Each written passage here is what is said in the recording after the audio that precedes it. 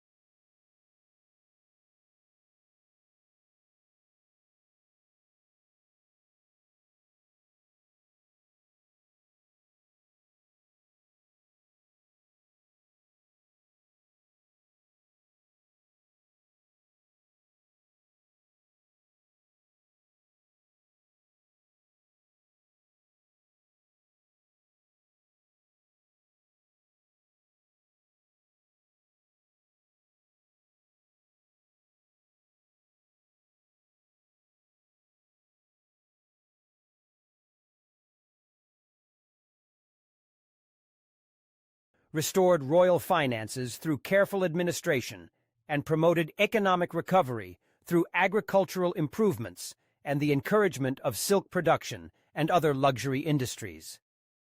The assassination of Henry IV in 1610 by a Catholic fanatic brought another royal minority, as Louis XIV was only 9 years old. The regency of Marie de' Medici was marked by noble rebellions and foreign intervention until the rise of Cardinal Richelieu as chief minister in 1624. Richelieu's policies transformed France into Europe's dominant power through a combination of domestic centralization and aggressive foreign policy. Domestically, Richelieu systematically reduced the power of the great nobility through the destruction of their castles, the prohibition of dueling, and the appointment of royal intendants to supervise provincial administration. His siege and capture of La Rochelle in 1628 broke the political power of the Huguenots while maintaining their religious rights. The execution of prominent nobles like the Duke of Montmorency demonstrated that even the highest aristocrats were subject to royal authority. In foreign policy, Richelieu's intervention in the 30 Years' War, 1618 to 1648, on the side of Protestant powers against the Catholic Habsburg dynasty shocked contemporary Europe, but established France as the arbiter of European politics. This pragmatic approach, placing raison d'etat above religious solidarity, became a hallmark of French diplomacy. The Treaty of Westphalia, 1648, confirmed French gains in Alsace and established the principle of state sovereignty that would govern European international relations until the French Revolution. The death of Louis XIII in 1643 brought another minority reign, as Louis XIV was only 5 years old. The regency of Anne of Austria and the ministry of Cardinal Mazarin faced the crisis of the Fronde, 1648 to 1653, a series of rebellions by the Parlement of Paris and the high nobility that represented the last serious challenge to royal absolutism. The young king's experience of being forced to flee Paris left him with a lasting determination never to allow such challenges to royal authority. Louis XIV's personal rule, beginning in 1661 with Mazarin,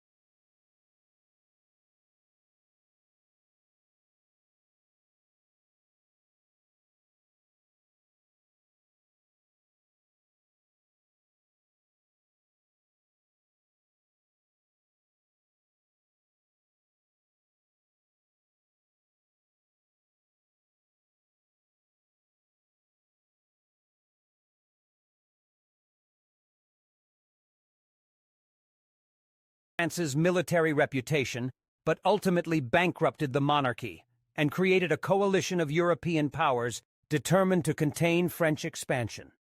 The revocation of the Edict of Nantes in 1685 represented one of Louis XIV's greatest mistakes, driving hundreds of thousands of skilled Huguenots into exile and depriving France of valuable human capital while strengthening its enemies. The persecution of Protestants contradicted the pragmatic policies of Richelieu and demonstrated how religious orthodoxy could undermine state interests. The reign of Louis XV, 1715 to 1774, witnessed the gradual decline of French power and the growing crisis of the absolute monarchy. The War of Austrian Succession, 1740 to 1748, and the 7 Years' War, 1756 to 1763, saw France lose most of its North American empire to Britain while accumulating enormous debts. The intellectual movement known as the Enlightenment, centered in Paris, began to question the philosophical foundations of absolute monarchy and religious orthodoxy. Voltaire's attacks on religious intolerance, Montesquieu's advocacy of constitutional government, and Rousseau's social contract theory provided intellectual ammunition for critics of the Ancien Régime. The Encyclopédie of Diderot and d'Alembert spread Enlightenment ideas to a growing reading public, while the salon culture of Parisian society allowed for the free exchange of ideas that would have been suppressed in other European countries. Economic problems intensified throughout the 18th century as France struggled to service its growing national debt while maintaining its military commitments. The failure of John Law's financial system, 1716 to 1720, demonstrated the monarchy's inability to solve its fiscal crisis through financial innovation. Successive finance ministers like Silhouette, Turgot, and Necker proposed reforms that challenged noble and clerical privileges, but their efforts were consistently thwarted by vested interests. The American Revolution, 1775 to 1783, presented France with an opportunity to weaken Britain. But French intervention, while successful,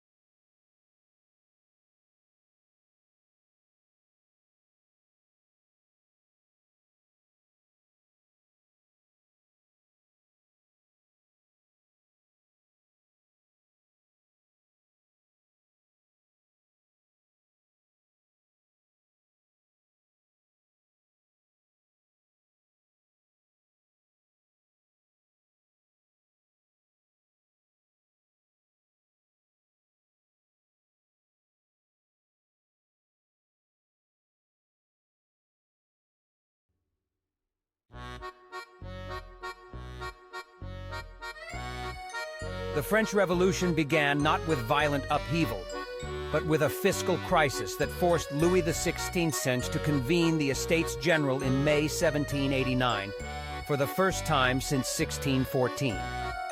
This assembly of representatives from the three estates, clergy, nobility, and commoners, was intended to address France's dire financial situation, but it quickly became the vehicle for far more radical change than anyone had anticipated.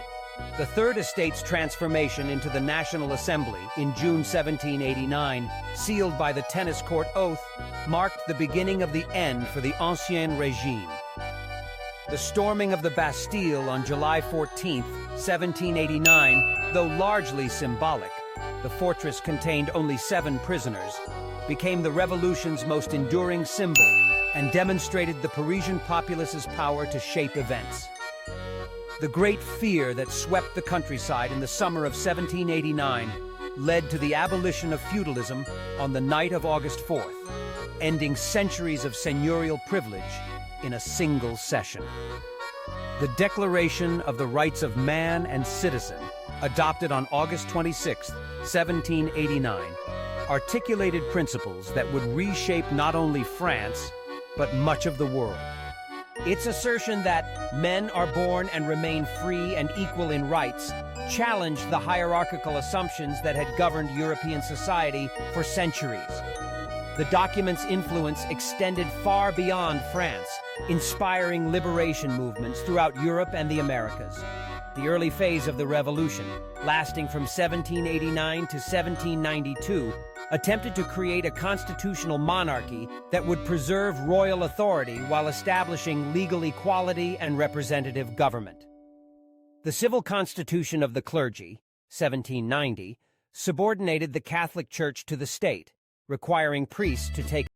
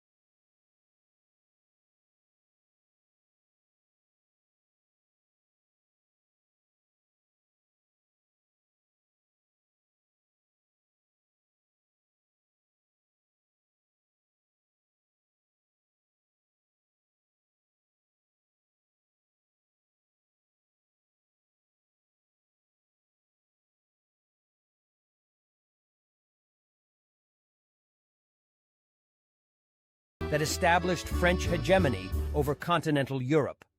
The Continental System, designed to exclude British trade from Europe, demonstrated Napoleon's understanding that economic warfare was as important as military conquest in the struggle against Britain. However, the system's economic disruption and the resentment it created among European populations contributed to the coalitions that would eventually defeat him. The disastrous Russian campaign of 1812 marked the beginning of Napoleon's downfall. The Grande Armée's destruction in the Russian winter demonstrated that even Napoleon's military genius had limits. The War of Liberation, 1813 to 1814, saw a coalition of European powers drive French forces back to France's borders and capture Paris in March 1814. Napoleon's abdication and exile to Elba seemed to end the revolutionary and Napoleonic era. The 100 Days, March-June 1815, represented Napoleon's dramatic return and final defeat at Waterloo. This brief period demonstrated both Napoleon's continued popularity among French soldiers and veterans, and the impossibility of recreating the Grande Armée's former strength. The Battle of Waterloo on June 18, 1815, definitively ended Napoleon's career and the Revolutionary Wars that had convulsed Europe for over 2 decades. The Bourbon Restoration, 1814 to 1830, under Louis XVIII and Charles X, attempted to reconcile the old regime with revolutionary changes, but this balance proved increasingly unstable. The Charter of 1814 established a constitutional monarchy that guaranteed many revolutionary gains while restoring royal authority. However, the ultra-royalist policies of Charles X, particularly his attempt to compensate émigrés for lost property and restrict press freedom, alienated the middle classes who had benefited from the revolution. The July Revolution of 1830 demonstrated that the French people would not accept a return to absolute monarchy. The 3 glorious days of fighting in Paris drove Charles X from the throne and established the July monarchy under Louis Philippe, the citizen king. This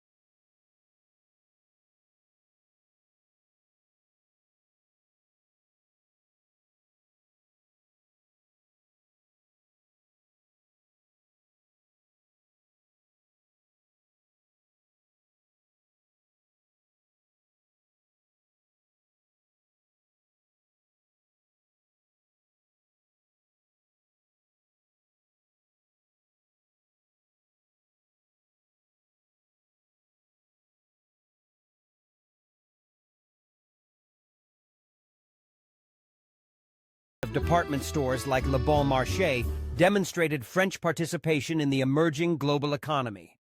The Second Empire's foreign policy sought to restore French prestige through military interventions in the Crimean War, 1854 to 1856, the Italian Unification Wars, and the disastrous Mexican Adventure, 1862 to 1867. These campaigns achieved limited success but overextended French resources and created diplomatic isolation that would prove fatal in the crisis of 1870. The Franco-Prussian War, 1870 to 1871, exposed the Second Empire's military and diplomatic weaknesses. Napoleon III's declaration of war against Prussia in July 1870, motivated by concerns about Prussian expansion and domestic political pressures, proved to be a catastrophic miscalculation. The rapid defeat of French armies and the capture of Napoleon III at Sedan in September 1870 ended the Second Empire and led to the proclamation of the Third Republic. The Siege of Paris, 1870 to 1871, and the Paris Commune, 1871, demonstrated both French resilience and the deep social divisions that would continue to challenge the new republic. The Commune's radical experiment in democratic socialism terrified the conservative classes while inspiring socialist movements throughout Europe. The brutal suppression of the Commune by government forces left thousands dead and created lasting resentment between classes that would influence French politics for generations. By 1870, France had experienced revolution, republic, empire, restoration, and republic again within less than a century. This tumultuous period had transformed France from an absolute monarchy into a modern nation-state with democratic institutions, legal equality, and a dynamic economy, while also revealing the persistent tensions between order and liberty, tradition and progress, that would continue to shape French development.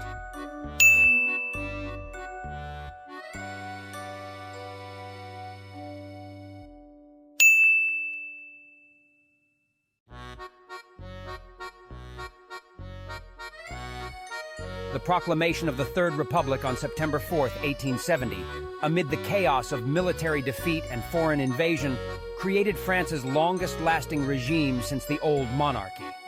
Born from national humiliation, the Third Republic would endure for 70 years, surviving internal crises, world wars, and profound social transformation to become the foundation of modern French democracy. The Republic's early years were dominated by the aftermath of the Franco-Prussian War and the traumatic experience of the Paris Commune. The Treaty of Frankfurt, 1871, imposed harsh terms on France. The loss of Alsace-Lorraine, a massive indemnity of 5 billion francs, and German occupation until the debt was paid. The amputation of these eastern provinces, with their mixture of French and German populations, created a wound in French national consciousness that would not heal until 1918. The Paris Commune, March-May 1871, represented both the culmination of radical republican traditions dating back to 1793 and a preview of later socialist movements. The Communards' attempts to create a workers' democracy, with elected officials receiving workers' wages and immediate recall of representatives, challenged bourgeois conceptions of representative government. The Commune's suppression during the Bloody Week of May 1871, when government forces killed an estimated 20,000 Parisians, created a legacy of class hatred that would influence French politics for generations. Adolphe Thiers, the Republic's first president, demonstrated remarkable skill in managing France's recovery. The early payment of the German indemnity, financed through public loans that were oversubscribed by French savers, revealed the underlying strength of the French economy and the population's confidence in their country's future. The rapid reconstruction of the army under German supervision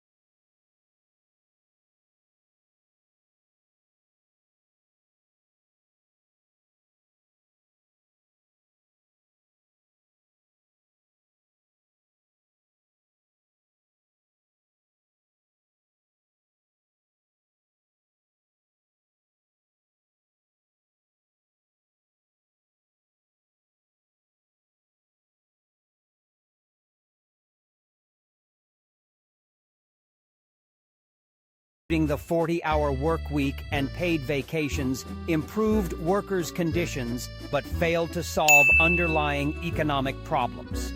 Political polarization increased as fascist movements like Colonel de la Rocque's Croix de Feu challenged Republican institutions, while communists gained strength among industrial workers. France's international position weakened during the 1930s as successive governments failed to respond effectively to the rise of Nazi Germany. The occupation of the Rhineland, 1936, the Anschluss with Austria, 1938, and the Munich Agreement demonstrated French inability to maintain the Versailles settlement without British support. The Maginot Line, constructed at enormous expense during the 1930s, symbolized France's defensive mentality and failure to adapt military strategy to modern warfare. The declaration of war against Germany in September 1939, following the invasion of Poland, found France militarily unprepared, despite having the world's largest army. The Phony War, September 1939 to May 1940, created false confidence that was shattered by the German offensive of May 1940. The rapid collapse of French resistance, culminating in the armistice of June 22, 1940, shocked the world and ended the Third Republic in ignominy. Marshal Philippe Pétain's establishment of the Vichy regime represented a fundamental break with Republican traditions. The National Revolution's slogan, "Work, Family, Fatherland," replaced the Republican motto, "Liberty, Equality, Fraternity," while authoritarian institutions replaced democratic governance. Collaboration with Nazi Germany reached its nadir with the implementation of anti-Semitic laws and the deportation of French Jews to extermination camps.